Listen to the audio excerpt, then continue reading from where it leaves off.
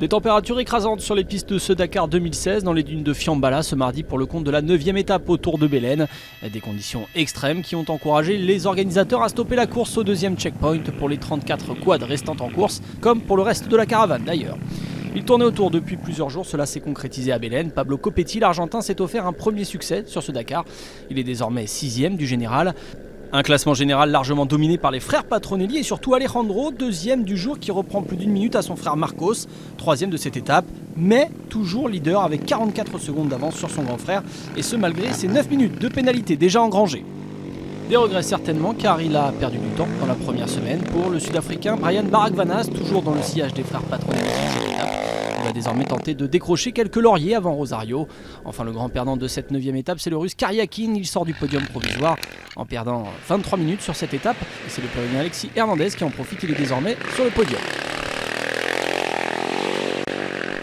Ce mercredi vers La Rioja, les frères Patronelli ont une nouvelle fois maîtrisé le reste du peloton quad. 4e la veille, Baragvanas confirme son regain de forme sur cette deuxième partie du Dakar en s'imposant dans cette 10e étape. Il reprend qu'une poignée de secondes à la tribu argentine Patronelli. Marcos aujourd'hui finit 2e à 29 secondes du Sud-Africain et Alejandro termine 3e à 1 minute 17 et concède encore du temps à son cadet toujours leader. Mais surtout aujourd'hui, leur adversaire le plus proche a disparu des radars, Alexis Hernandez. Le Chilien perd sa 3e place du général. Un autre Argentin prend cette place sur le podium, il s'agit de González Ferrioli. Karyakin est 4e au général. Comme sa place lors de cette étape, il concède 17 minutes vers La Rioja. Les frères Patronelli, eux, continuent leur cavalier seul.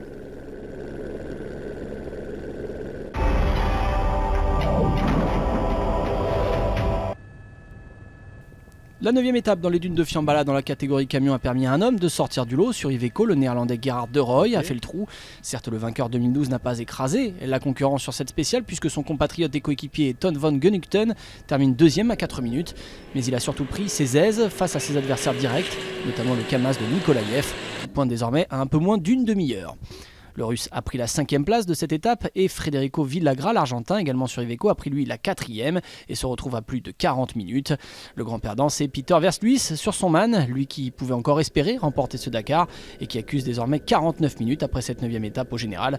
Une étape qu'il termine loin, à plus de 37 minutes, une journée à oublier pour le seul man capable de se hisser sur le podium à Rosario.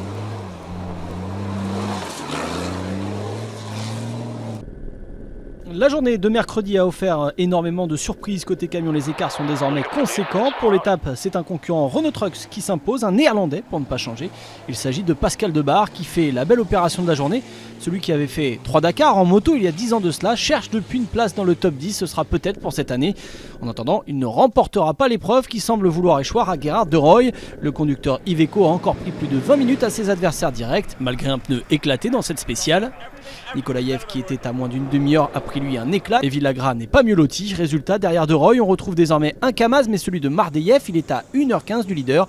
Villagra 3e et lui à plus d'1h30. La voie est royale pour le néerlandais de chez Iveco.